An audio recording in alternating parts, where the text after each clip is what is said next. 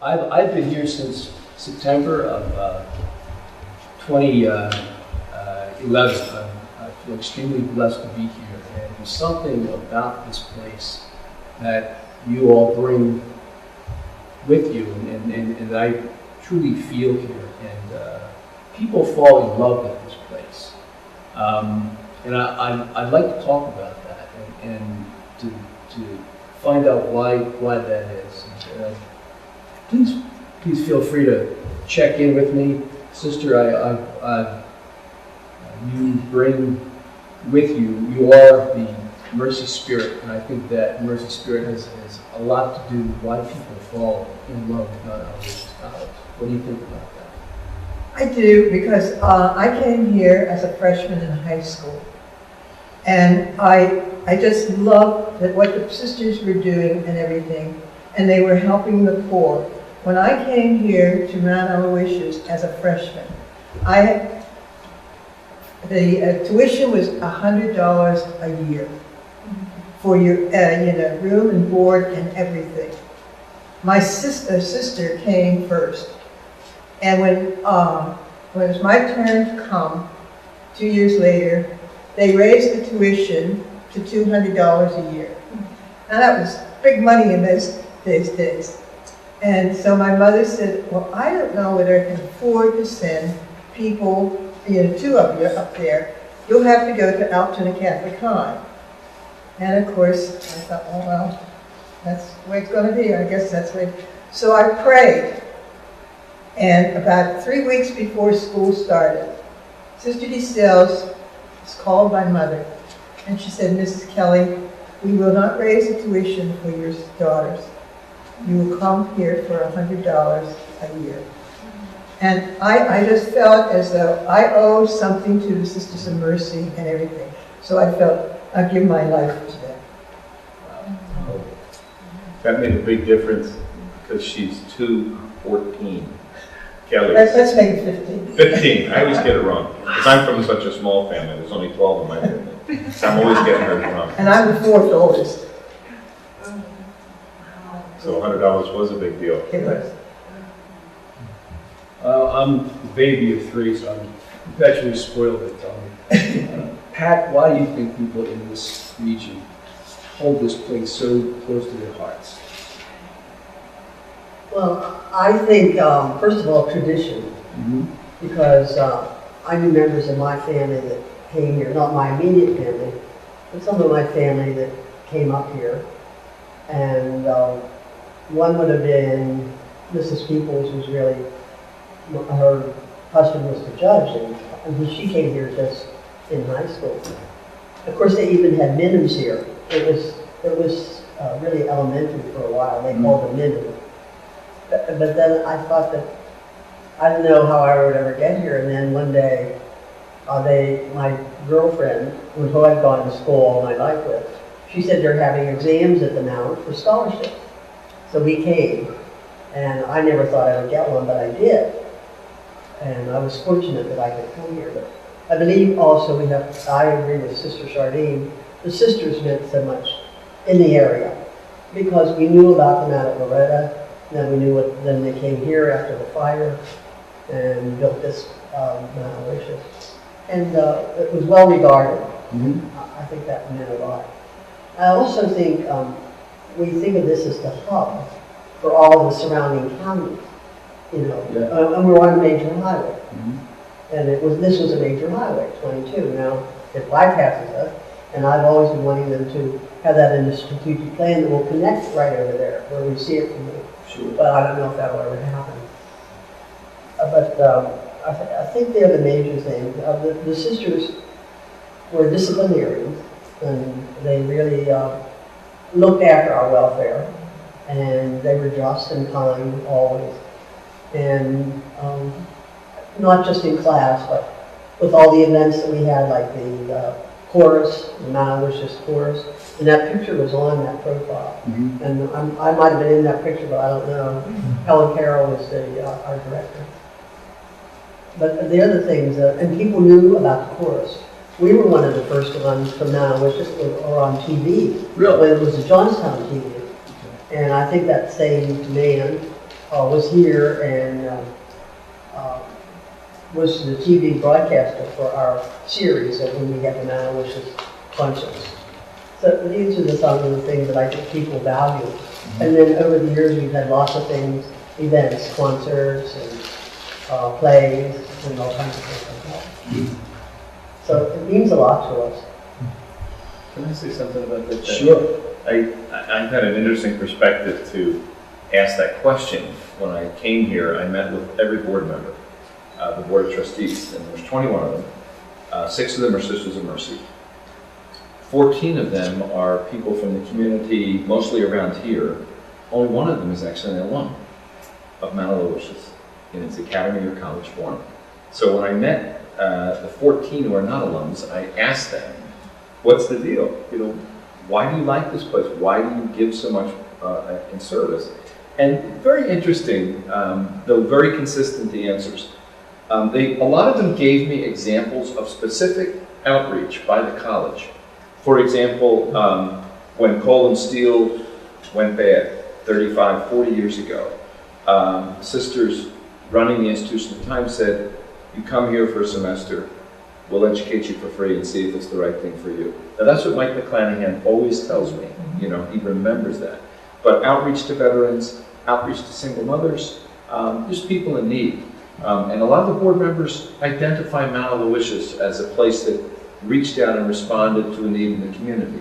So today, we still have 62% of all the kids that go to Mount Aloysius are the first generation in their family to go to college. First generation. 76% of the kids that go here work at least a part-time job while they're here. 35% of our students are mature students.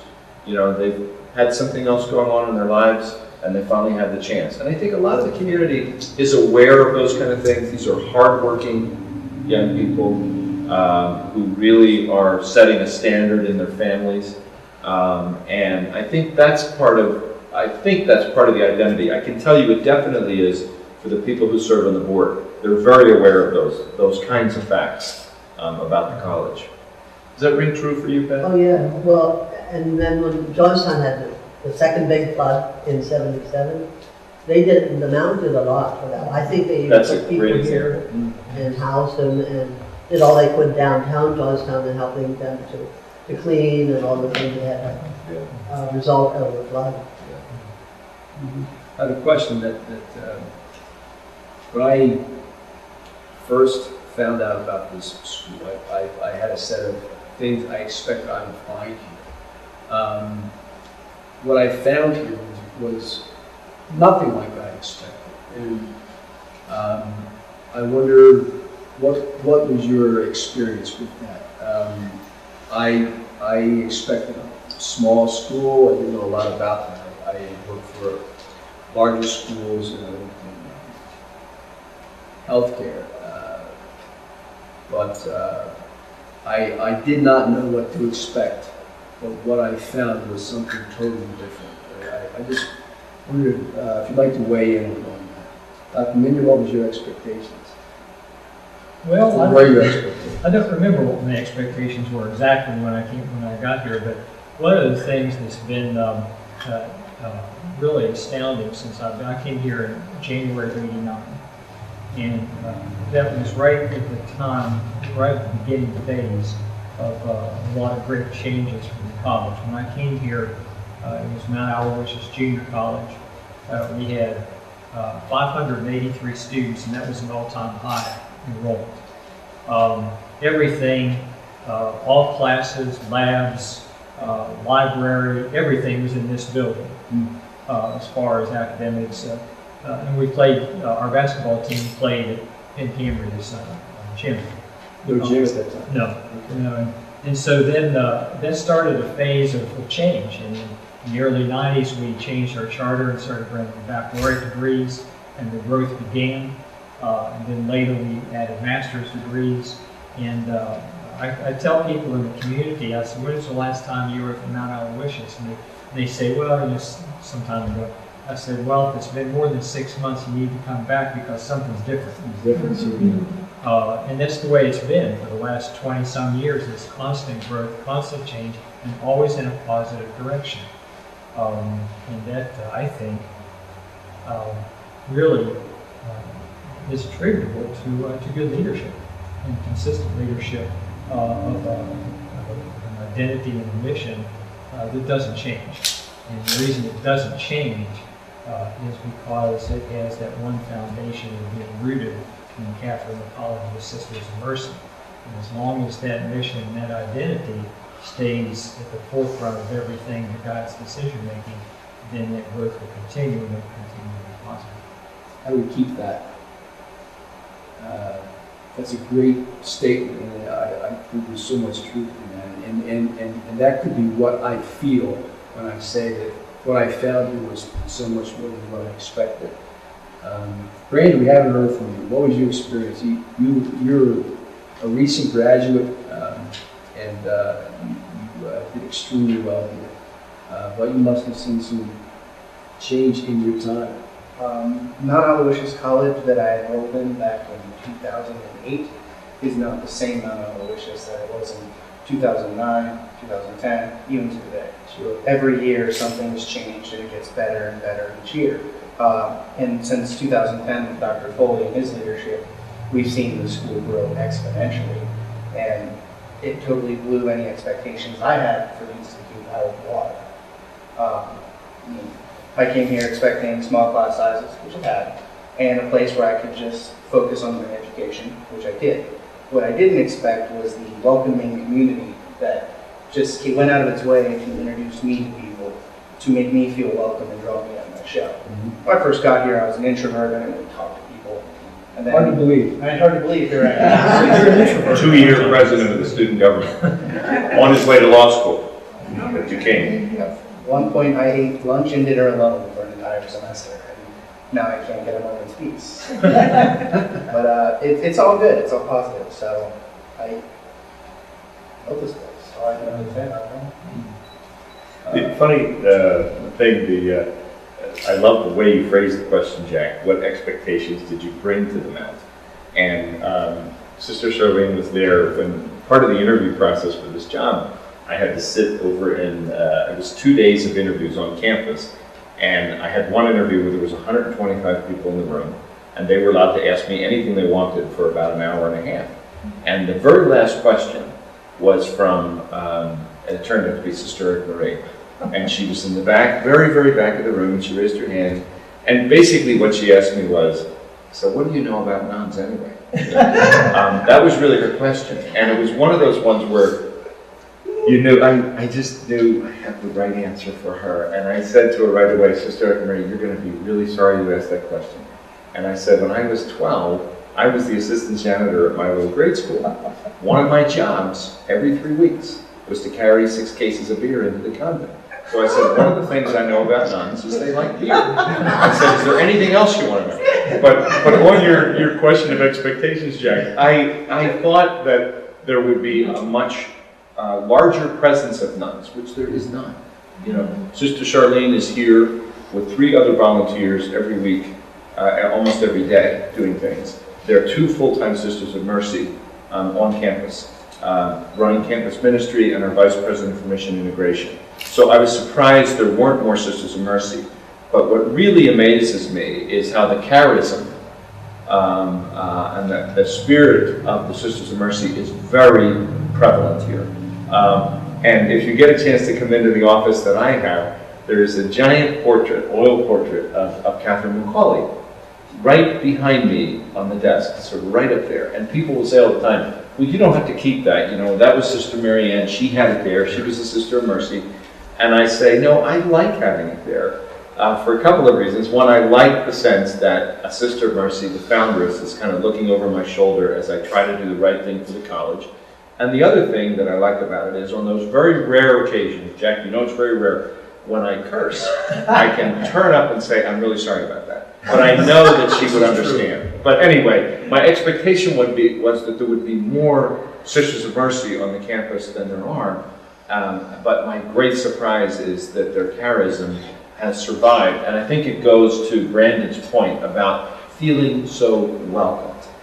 When my brothers and sisters came for the inauguration year, they could not get over how the feeling of welcome that they had on this place. And I think that's really part of the magic, that people are welcomed here and made to feel at home, whether they are students or they're new staff or their new faculty. And that magic I attribute directly to the charism of the Mercies. All great points. I want to ask this question because it sort of follows. How did the Mount change you? I feel it changing me. I've been here for eight or 9 months now, and I'm not a young guy. No, I look great. He's the director of communication. But I feel it changing me, and it is changing me. So it's something that continues on. I just wondered if anyone would like to speak to that. It is an open topic. You can be personal, you can be impersonal. It's totally up to you. I know names. Well, I think in the business world, we were recognized Okay. because we came here. You know? And that's my first job, of course. The full-time job was with AMPT company. And it was here before, you don't even know what the term probably means, but we learned the comptometer. You know, the comptometer was, I guess, the precursor of the computer. So the big But parts. we did all the different phases on the computer, and Sister Severius taught us. And that's how I got into AMP, because I knew how to operate a comptometer. And we could do everything, you know, addition, subtraction, multiplication, and division. And I think we were, as I said, business people knew about the Mount, and they recognized that, the skills that we probably would have. So it's a technological change. Brandon, how did it change you? Oh, you also, you already told us a little bit about how it changed you. The best way to sum it up for me is if I had a time machine, I could go back 5-6 years and talk to myself and just tell me what changes I'd go through, and then one day I'd talk in front of a bunch of people and do theater, things like that. I probably wouldn't believe myself. That's all positive change. I mean, I could actually talk in front of people. 5 years ago, I couldn't do this. I would be shaking and shy and quiet. You're not shy. I love hearing these things from Brandon. He took chances. When he was here, he took chances. And that takes courage, but it also takes a community that's supportive. He was one of the 2 leads in a play at the school. Somebody who's reluctant to appear in public. He wasn't just the president of student government. They really ratcheted up the level of activity for both residential and commuter students. And he took the leadership roles that I don't think he was always comfortable in, but he took them.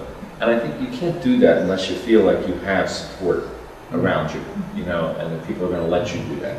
He even got me to play Humans and Zombies, which is a big current thing for students. So he's very persuasive, in addition to his other talents. What was it? Were you the human or the zombie? I don't even remember, Brandon. Which one was it?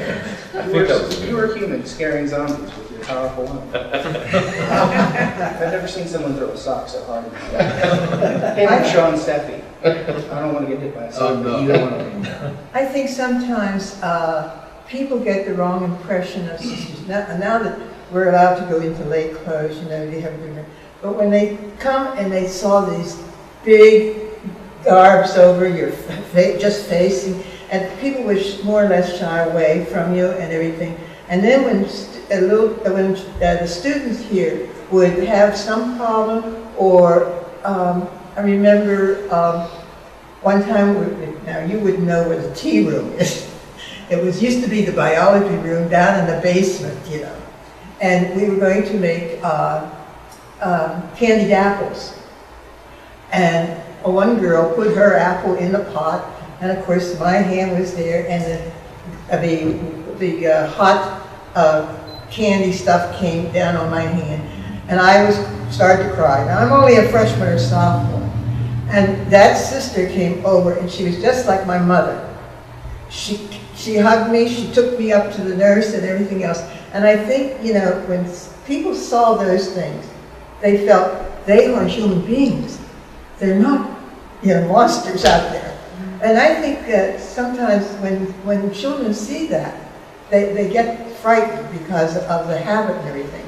So in a way, I'm glad that we are changing to go this, but I think a lot of lay people don't like it. They don't like, they like to see the old habits.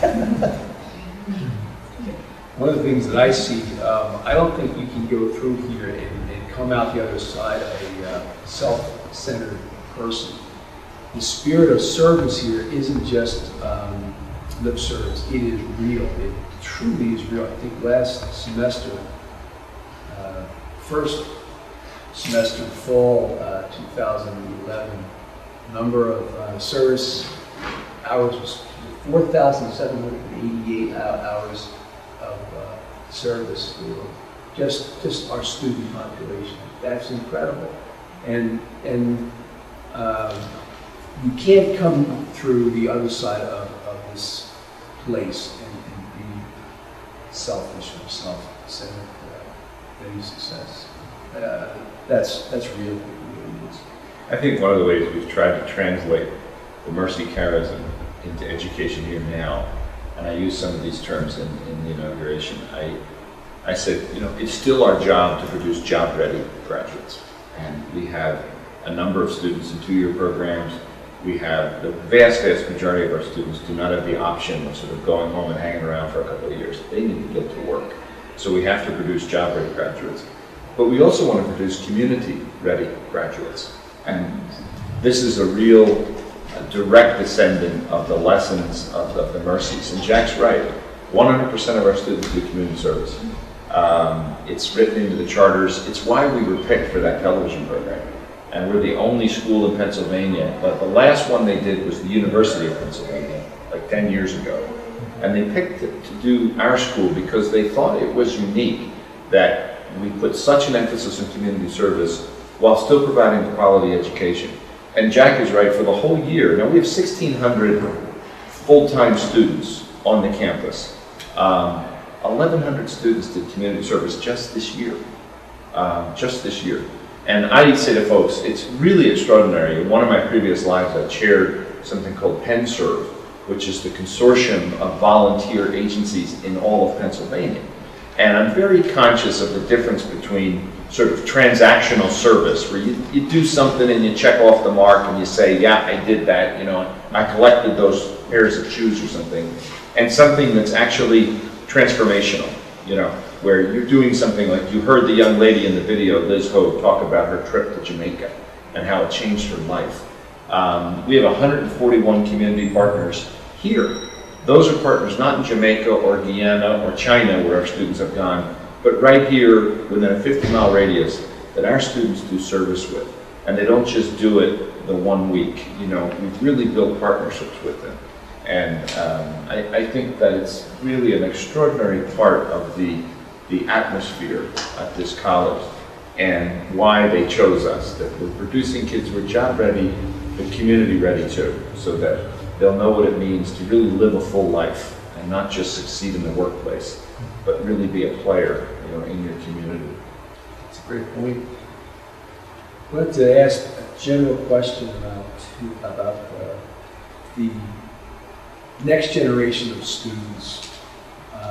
Do you feel, Dr. Nunez, this may be addressed to you, but I think it's sort of a general question. Are we ready for the next generation of students and what they're going to bring to the table? Chris. Okay, Chris. Are we ready? I don't know. Remember when I was a kid, we used to play hide and seek, and there was a line, ready or not, here I come, you know. And I think that's one of the things that I think we are ready. But you never know, because every generation has new surprises. I have two sons that are 15 and 18, and every day, you know, they experience things that, you know, I'm thinking, you know, a few years from now, my 15-year-old's going to be coming to college with a whole different set of expectations than my son who's going to college next year. And so it keeps changing. That's one of the challenges of those of us who work here, is to try to meet those freshmen where they are.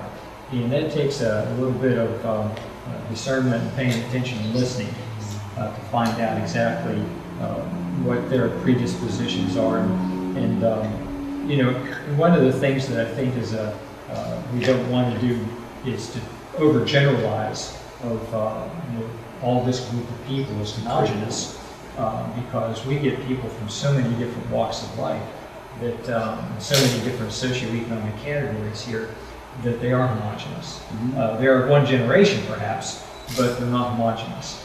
And so I think listening and watching and responding to that and anticipating that need to change is what makes us ready. Technology play a part in that? I would say so, because I'm just thinking back, and when I was here, I think the administration has to have foresight. When I came here, it was typewriter. That's typewriter. We did everything right. And Dr. Kessler, who came in from a technical school, he decided that it's now time we have to put in some computers. So he was able to contact a company in Vermont that got a very, not a real sophisticated program, but they came down and they taught us how to use it, how to set it up and everything, that we could do our grades and everything on it. And one day, we had 1 day's training. So they said, you can't hurt it, do it, go ahead. So I did, and the next week I went in and I thought, okay, I'll turn the machine on, I'll do what I did before. I couldn't get anything up. So I called the dean and I said, Dr. Kessler, I can't get anything on with it. So he comes down and he tries. Ask me today how to format a hard drive. I wouldn't know how to do it. I formatted the hard drive. And he had to reload the whole thing and everything, because at that time they didn't have all the things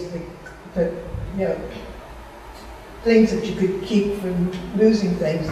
But we did it. But from that on, it kept growing and growing and growing. And I think, as you said, for the future, we have to have the foresight to just go forward.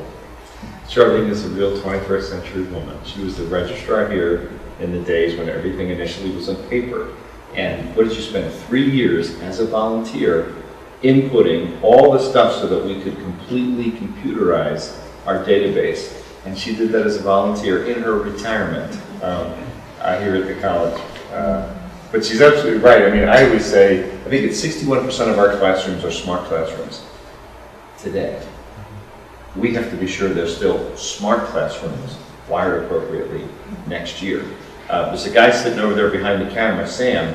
Sam pretty much invented what we now call the digital grotto at the college. We took the basement in Alumni Hall. We took just a little corner of it. We made 3 rooms, and we're going to add another one, right, Sam? We took $60,000, which is not a lot of money, and I said, Sam, we got to figure out how can we buy all the equipment for that amount of money? That's how much we have right now. If you go on our website, you will be amazed at the number and the quality of the videos, most of them up on YouTube, that we've done on all kinds of things. This conversation will probably be up there. Sam has started a series. We did a conversation on the Irish poet James Heaney. We did a conversation with a professor at the college on all the events that happened in Egypt 2 summers ago. This will be our 4th or 5th one, but you'd be amazed. And our thing is, we're going from the analog age to the digital age, and we have to be ahead of the curve. So job ready, community ready, technology ready. If we're not doing our job. But yeah, this is your 21st century woman here. Well, and I think that's the big challenge, is that you're keeping up with the technology and being technology ready. The definition of technology ready changes every year. Sure does.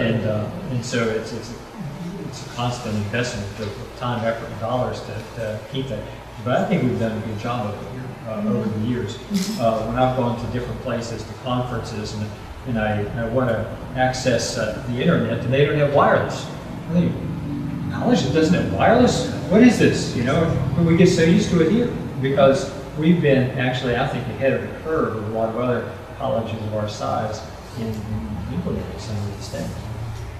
We christened a technology council at the college, and I asked the dean of faculty, Dr. Fulop, to chair it. And I said, first assignment is, you have to tell us, what does that mean to say that our students are technology ready when they graduate? What is the definition of that? Does that mean they have to know a certain number of formats? Does it mean they have to know how to format a hard drive? What does it mean? And they're hard at that work. They're going to give us a report before the State of the College in August, so that'll be part of my report out to them. Now, I didn't give them the bad news. They have to continue as a committee and every year tell us, what does that mean? For us to say that we're producing graduates who are technology ready, what does it mean this year? What does it mean next year? You know, we have to stay ahead of that curve because no matter what our students are studying, we know they're going to have to keep learning, you know, to stay proficient, even in the same job, let alone the new jobs they might want. You know, we spoke about our nursing program yet, and I don't know if you've been able to go up to the third floor here. We have probably the largest simulation center, patient simulation center, east of Pittsburgh, between here and probably Philadelphia, or at least Harrisburg. I don't know what the dollars are, but it is absolutely incredible. Geriatrics, pediatrics, OBGYN, everything. Male, female, they speak to you, they have seizures, they have heart attacks. It's incredible what we have on the third floor of this hospital. Those are the machines, not the students. Right? That's Well, they're right. scary sometimes too. Yeah, but it is Produce babies. it's an incredible place. Why is this a good choice for a student looking for college? General question. But I think it speaks to a lot of what we've been speaking about here. A student looking for a place to go to school, why choose Mount Aloysius College? It's a good place to grow. Along those same lines, it's big enough to find yourself, but small enough to keep you on track. Really well said, Brandon. Very well said.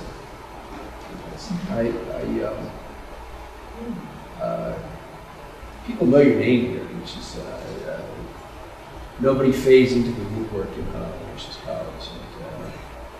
And, one of those things that I feel and continue to feel here is just the welcoming part of the school. And I know it's genuine, and I know it has deep roots that go back to Bagot Street, which is the founding home of the Sisters of Mercy. How do we keep that here? How do we keep that from going the way of the dinosaur? How do we keep that value and those values here? Well, you know, I'd say 30, 40 years ago, it wasn't as hard because we had so many sisters involved and everything. But now, I mean, you only have 2 sisters on the faculty, not even the faculty, but in administration. And the students don't have that association with one-to-one sister. But I think the administration and the faculty have that spirit. And I think the sisters that are here will instill that spirit into them, and it will just automatically move in. Mm-hmm. I think it's the spirit that's gonna move everybody. Anybody else?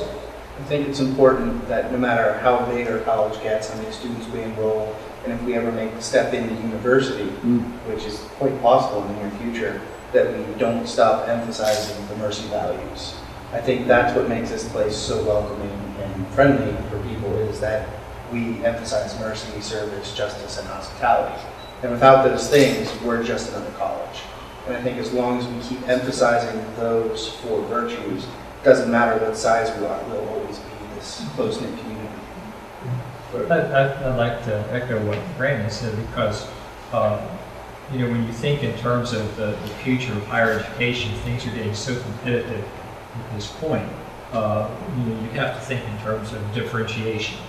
How are you different from the other guys? There are a lot of small colleges. What makes us special? And we can't say it's because we're small, because there are a lot of small colleges. But I think it's what you said, Brandon. One thing that we have that none of the other small colleges in this area anyway have is the heritage of Catherine McCollum and what she gave us and what the Sisters of Mercy gave us. And as long as it stays forefront, then we have our differentiation and we'll keep that. I think there's some very practical things that happen here that go to make sure that spirit survives. One you saw in the little video, or the chairman of our board of trustees mentioned that every student as part of the orientation actually gets a badge that has those four core values. And they're encouraged to wear that during the week of orientation. Every student here, secondly, has to take a class called a Cultural Literacy Seminar, CLS. And it's kind of a mishmash of things, including here's the history of the Sisters of Mercy, here's what the core values are, here's a community service piece, but a whole lot of things like that. This year we put a piece in about civil discourse. How do you communicate with somebody, whether it's your roommate or you're an elected official, in a way that remains civil, even as you pursue a difficult topic? And every student, whether they're a transfer, a mature student, brand new out of high school, has to take that class. And I think that helps to perpetuate what Brandon and Chris were talking about. I think the requirement, thirdly, that they have to do community service. It just gets you a little bit outside of yourself. And it's really something when our sports teams go out as a group. I think it helps them grow because they do a lot of their community service together. Interestingly, we have a community, a student organization is named the Organization of the Year. And I've been here now 2 years. The two winners of that award, last year it was a group that Chris helps to supervise, which is Students in Free Enterprise, SIFE. They won it. This year it was the Student Nursing Organization. And when they read why they won it, they both won it because of all the service activities that they had pursued, as a group. So I think that really keeps going. And then I'd say the last thing is we try to do other things where we're propagating the sense of mission. We have a speaker series at the college. Last year, we probably had 15 events altogether around the theme of civil discourse, concluding with the speaker at commencement, a Federal Circuit Court of Appeals judge. He talked about listening. That was his whole talk, and what an important part of civil discourse that is. This year, we're actually focusing on the word hospitality and the very broad sense of what does that mean? And for example, I didn't tell you guys this, we have David Tribman, who's the Pulitzer Prize winner, and he's the editor of the Pittsburgh Post-Gazette. His wife teaches writing at Pitt, and she just won the Teacher of the Year award at Pitt. They're going to come together and deliver our fall honors lecture on, the topic is the hospitality of writing. And when I talked to them about it, I said, what we see is, kids are writing shorter and shorter sentences, fewer and fewer letters in their words, and we don't want to forget that good writing can open a person up, whether you're opening yourself up to somebody else or you're opening up yourself to ideas and things like that. But we've built now a whole fall series around that notion of hospitality. We'll do a lecture on immigration and how that relates to the notion of hospitality, et cetera. So I think it's important for us to continue to have these very constructive things like CLS, like mandatory community service, like the speaker series that's built around it, and like the way that Dr. Jane and Elaine and our student government leadership run the orientation now work. That really is part of what people learn right away, and I think that's key to keeping that spirit alive. This morning when Sam showed us some of those slides from this, he showed Generation X, baby boomers and millennials. And one of the things that was always in there was the work ethic. And I think that is so important in today's world, and the respect they have to have. We see so much disrespect, and I think respect is something so important, not only in our work environment, our career, but even in the community. It's very necessary. And I hope that we're impressing that upon our young people. It's, everybody's tried to go at that, Pat, in their own ways at the college in the past year, because we really, this all happened after the U.S. Congresswoman was almost killed and 6 other people were killed over kind of uncivil discourse. And I just, in my State of the College remarks, I said, let's build a year around this. And for example, in orientation, exactly your point, Pat, Elaine Grant, who runs student services here, she came to me and she said, what if we did skits at orientation on the kinds of uncivil engagements that happen with students and get them to talk about them? And I said, that's great. So they did skits on, you have a fight with your roommate about how loud the radio is. How do you resolve that? Or you have an issue because you think somebody's cheating. Well, what's the best way to go at that? But the real kinds of disputes that will happen even at that level. But at every level of the institution, we tried to go at that, and it's never resolved, But as long as you're, and I just love that the whole year finished with the lecture at graduation on listening, because that's so much the key, and to all of it. It's a good series. I'd like to speak a little bit generally now about what factors are currently changing higher education. It is fluid, reflects society to a large degree, but what factors are really changing places like Mount Aloysius? Well, I would have we talked about that in the millennium this morning. Sure.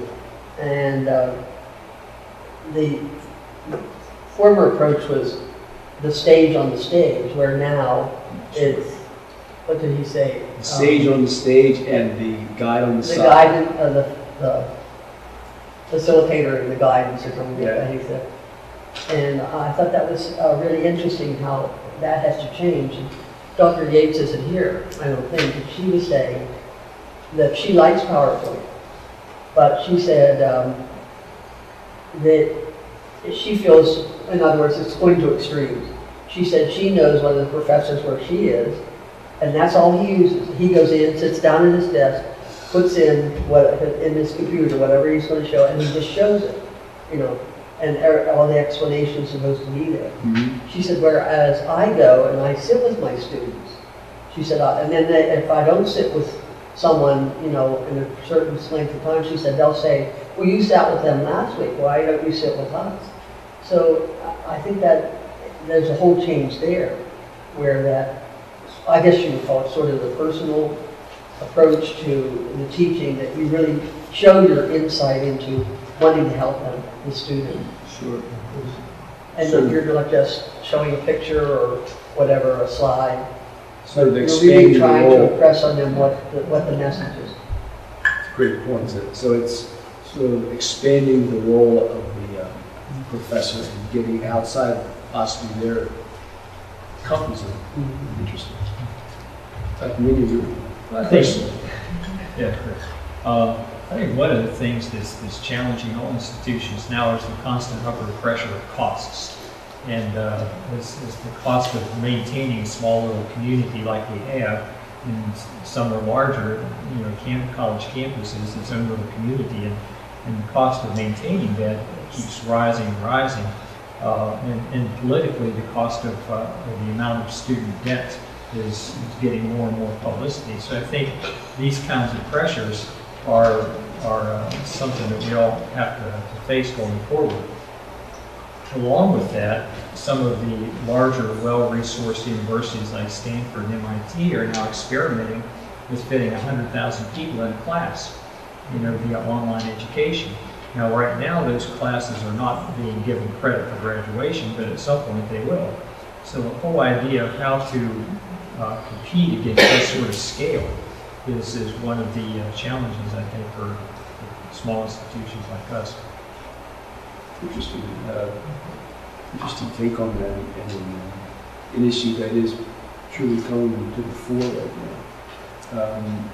One of the things that I feel changing here is the public perception of this particular institution.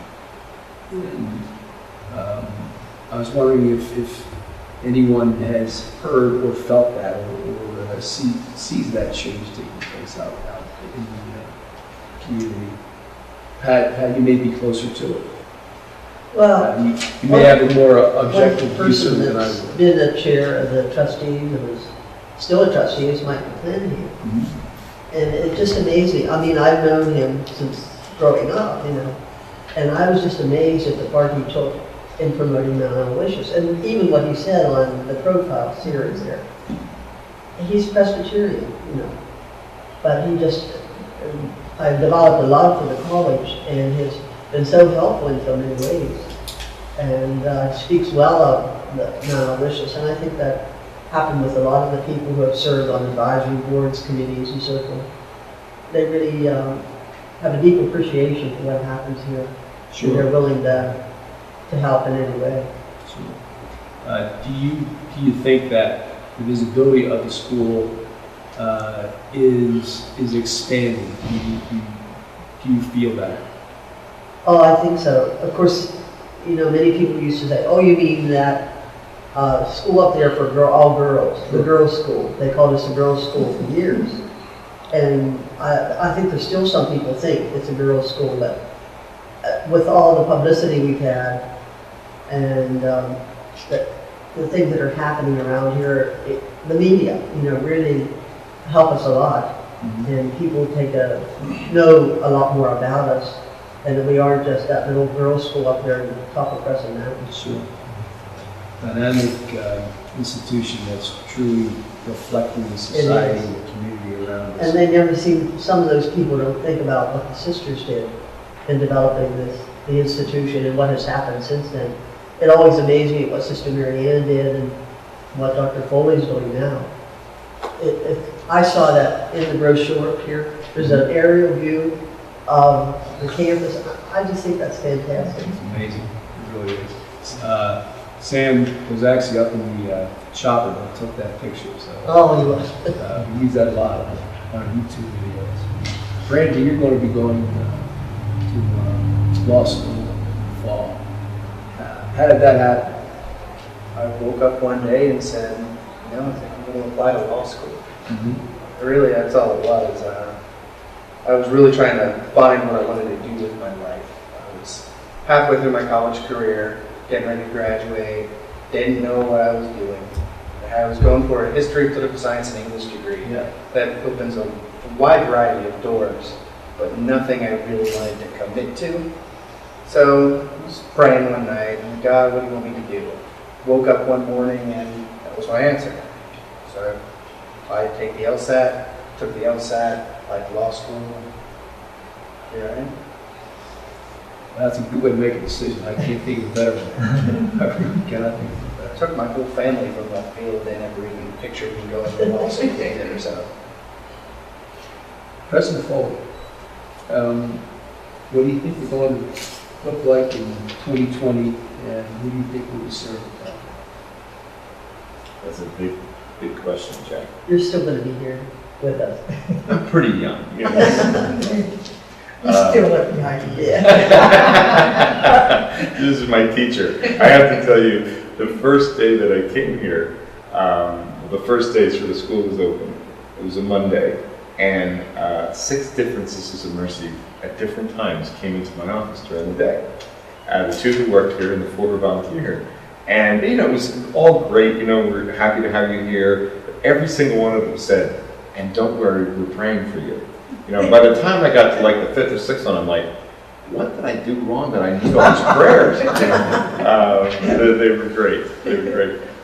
You know, I think it's interesting to think about in terms of things that won't change, as well as things that will change. I don't really think, and I've done a lot of thinking about this, I do not think the sort of complexion, the demographics of our student body is going to change that much. We've traditionally served first generation, a lot of our students. We've traditionally served a lot of mature students. And when I was interviewed for the job, one of the questions was, look, Mr. Dartmouth Yale, we don't want to be Dartmouth Yale. You know, we want to be Mount Aloysius College. And I was able to tell them, well, guess what? I'm from a family of 12, and if we'd grown up near here, most of my siblings would have gone to this school for a whole lot of reasons. And I don't think that's going to change, and that's really been who the school has been about for a long time. And our job is to make sure that we're getting, you know, that particular demographic ready for the next step. So I don't really expect that to change. We might be a little bit more residential. We're about 40% residential now, which is a dramatic increase over 10 years ago. That's probably a tripling over 10 years ago. I think we might get to 50% residential, maybe a little more than that. But we're always going to be serving, I think, that group. Second thing that I don't think is going to change, Jack, is the strength here in terms of the education traditionally has been the nursing and the health sciences. And we're getting stronger in other areas. Brandon is an example of that in his area. We're looking at our business programs in the context of our current strategic plan. But I think we're still going to be very strong in the nursing and the health sciences. In those areas, our job placement rates are way over 95%. I mean, these kids get jobs because they're well trained. And we don't, taking in, it's a very interesting statistic. The average nursing student here comes in with not the same SAT scores as nursing students at a couple of other schools that are a little bit further away from us, Pitt and Penn State, main campus. But our students pass the state NCLEX exams at the same rate and do just as well. And they have that little extra mercy piece, you know, when they go to work, kind of thing. So I don't think those things will change. The service focus is not going to change, and the commitment to core values is not going to change. The madrigal is not going to change. I mean, it hasn't changed in 50 years, so I don't think it's going to change now, which is the great Christmas show. I think there are some things that will change, though, Jack. Chris made mention a little while ago about the technology in the classroom. I think the look and feel of the classroom experience is going to continue to evolve. And though we do not want to ever be a place where we have 100 kids in a lecture hall, we are going to evolve to a place where if the best lecture on the history of China is delivered by some professor at some other college, we're going to put that up on the screen, and then we're going to figure out how do we use our professor in the classroom to really illuminate what is happening with this wonderful lecturer who is a great experience.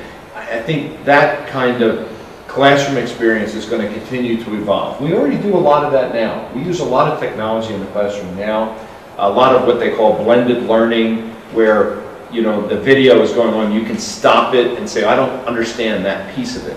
But I think that's going to continue to evolve at a very quick pace.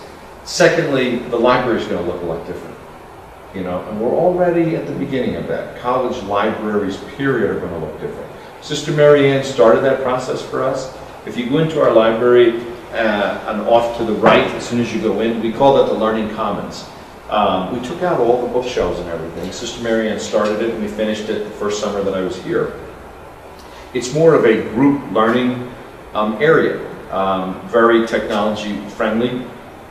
That is both a nod to how young people prefer to learn, you know, not isolated with a big fat book somewhere, but working together and communicating with each other as they're doing it. But it's also a nod to the reality of how we communicate, even in higher education. We're going from an analog world to a digital world. And we're going to have less of those tomes and more of accessing things like this. It means we can access a lot more. I have a oldest son who went to Notre Dame, and he did his thesis on 3 Atlanta newspapers' coverage of events in the 1930s that were anti-Semitic events in Germany, before the Holocaust had actually started. Now, he had to do it the old-fashioned way, go down and basically live in the Library of Congress, and which had all of the, what do you call those old things where you roll them like this? Microfiche. Yeah. He had to do it with microfiche and go read those. They all had circulations over 100,000 big papers. That's just not going to be. You know, in the near future, a student here will be able to do that research here, because all that stuff is going to be available in a digital way. So our library is going to look very different even 5 years from now. We're already expanding the learning commons concept in the library. Physically, 2 years from now, less than 2 years, we'll have the Athletic Convocation and Wellness Center. That's 87,000 square feet of space. Sister Marianne presided over the first 8 steps of a 10-step campus master plan. And those 8 steps increased the floor space, the interior floor space of this campus by 41%. That building alone will increase at another 30%. And once we get close to finishing that, we'll start to build a new campus master plan. What should we be doing next? And lots of ideas. There's people who want to build another dorm. We'll see what the need is on that. It would be wonderful, to tell you the truth, we own the land across the street. The college owns that land above the park there, across the street. It'd be wonderful to have a healthcare facility of some kind there, maybe a facility that treats Alzheimer's patients or something like that. It'd be wonderful for the provider, because he'd have a steady, reliable stream of workers. It'd be wonderful for the college, because we'd have clinical placements there for so many of our programs. And we're working on that. So I think we'll see physically some changes. I can tell you we will not do what a lot of schools do, and they call it the arms race. If a said university in Pittsburgh builds a brand new gold-plated student center, well, the next university in Pittsburgh has to do the same thing. This college has never run that way. Everything I've looked at the history, it's not been, it doesn't worry about what the next college is doing. The history of this college is, and we talked about it at the very beginning of this conversation, is what is it that's needed in this community or by these students, and trying to grow in that way. So it'll be fair. So physically, I think it'll look a little bit different. And the last thing I would say, Jack, is it all starts with a digital grotto. We're going to be doing more of that. I think that's important for our students to be fluent and to be comfortable in the digital age. And I love the irony of the digital grotto. The best example of the 21st century in action at Mount Aloysius College is in the basement of a 110-year-old building. And I love the irony, and though we didn't do it intentionally, Sam and I laugh about that every once in a while. So I think changes, but core values the same. Demographics, I don't really think we're going to change very much. But that's a great question, and thanks for asking it, Sam. I want to thank you.